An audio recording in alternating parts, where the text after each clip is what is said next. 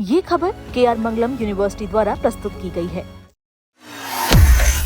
बंगाल में भाजपा की पहली सरकार बनते ही पार्टी ने 2029 के लोकसभा चुनाव की तैयारी शुरू कर दी है। शुवेंदु अधिकारी को मुख्यमंत्री बनाकर और दिलीप घोष, अग्निमित्रा पाल, निशीथ प्रामाणिक, अशोक कीर्तनिया और खुदीराम टूडू जैसे नेताओं को मंत्री बनाकर भाजपा ने जाति, क्षेत्र, संगठन और सामाजिक समीकरणों को एक साथ साध लिया है। दोस्तों, भाजपा ने बंगाल की जाति और क्षेत्रीय गणित को देखते हुए मंत्रियों को चुना है। इससे भाजपा ने हर वर्ग को साधने की कोशिश की है।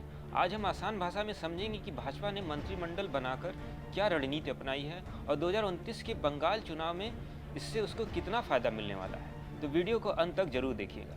शुवेंदु अधिकारी जंगल महल का चेहरा। दोस्तों, शुवेंदु अधिकारी को मुख्यमंत्री बनाकर भाजपा का सबसे बड़ा और स्मार्ट कदम है। नंदीग्राम के भूमिपुत्र शुवेंदु मदेनीपुर, झारग्राम, पुरुलिया के जंगल महल के इलाकों में काफ़ी मजबूत माने जाते हैं। इस बार वहां चुनाव में भाजपा ने 38 में से 34 सीटें जीती, जिसने सबको अचंभे में डाल दिया।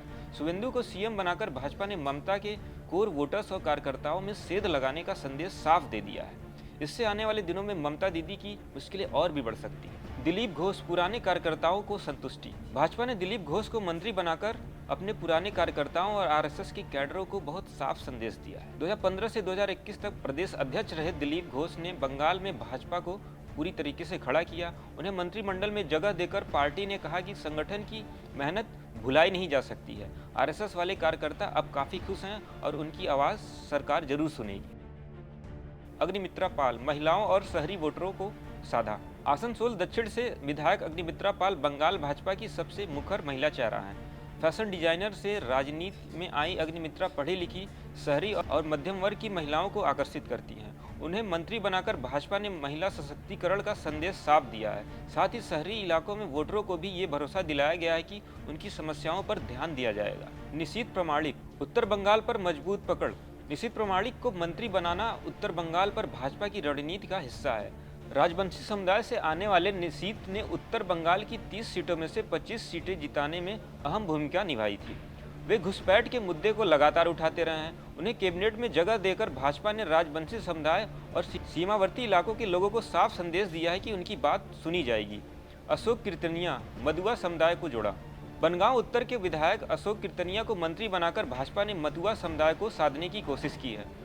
आपको बता दें, मथुआ बंगाल का करीब 17% आबादी है और उत्तर 24 परगना और नादिया में निर्णायक भूमिका रखते हैं। अशोक कीर्तनिया खुद मथुआ समुदाय के धार्मिक कार्यक्रमों में सक्रिय रहते हैं। उन्हें मंत्री बनाकर भाजपा ने सीए और शरणार्थी वोटरों को यह भरोसा दिलाया है कि उनके मुद्दे अब प्राथमिकता में रहेंगे। खुदीराम टूडू, आदिवासियों का भरोसा जीता।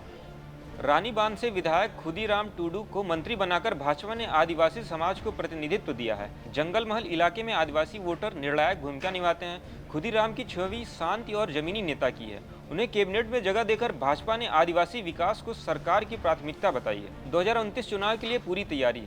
दोस्तों, भाजपा ने मंत्रिमंडल बनाते समय हर समीकरण को ध्यान में रखा है। जंगल महल, उत्तर बंगाल, महिला वोट, मथुआ, आदिवासी और संगठन। पार्टी साफ संदेश दे रही है कि 2026 के बाद अब 2029 के लोकसभा चुनाव की तैयारी शुरू हो गई है। शुवेंदु जैसे आक्रामक चेहरे और दिलीप घोष जैसे संगठन वाले नेता के साथ भाजपा बंगाल में लंबे समय तक टिकने की रणनीति बना रही है। भाजपा ने अपने नए मंत्रिमंडल गठन के माध्यम से पश्चिम बंगाल में मिशन 2029 की नींव अभी से रख दी है। पार्टी का मुख्य उद्देश्य राज्य में जटिल सामाजिक और भौगोलिक समीकरणों को साधना है। मंत्रिमंडल में जंगल महल, उत्तर बंगाल, मधुआ समुदाय, आदिवासियों और महिला वोटर बैंक को ध्यान में रखते हुए सबको प्रतिनिधित्व दिया गया है। भाजपा ने अब ये साफ कर दिया है कि वह 2026 के बाद आने वाले चुनाव में भी सेम रुख अपनाने वाली है। शुवेंदु अधिकारी जैसे आक्रामक नेतृत्व और दिलीप घोष जैसे अनुभवी संगठनकर्ताओं के सामंजस्य से पार्टी बंगाल में एक मजबूत और टिकाऊ आधार तैयार कर रही है। यह रणनीति केवल सत्ता विरोधी लहर को भुनाने की है, बल्कि तमाम समुदायों के बीच अपनी पैठ को और गहरा करने की भी है।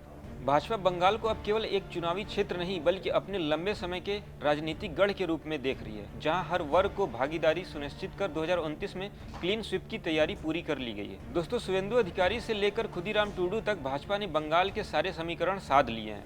यह मंत्रिमंडल सिर्फ सरकार चलाने के लिए नहीं बल्कि 2029 की तैयारी के लिए बनाया गया है। अब देखना ये होगा कि ये समीकरण कितने दिन तक टिकते हैं और भाजपा बंगाल में अपनी जड़ें कितनी मजबूत कर पाती है। आप क्या सोचते हैं, शुभेंदु अधिकारी अच्छे मुख्यमंत्री साबित होंगे या ममता बनर्जी फिर से वापसी करेंगी? कमेंट में अपनी राय जरूर दें। वीडियो पसंद आया तो लाइक करें, शेयर करें, चैनल को सब्सक्राइब करना न भूलें। ऐसी ही और जानकारी के लिए देखते रहें दैनिक जागरण।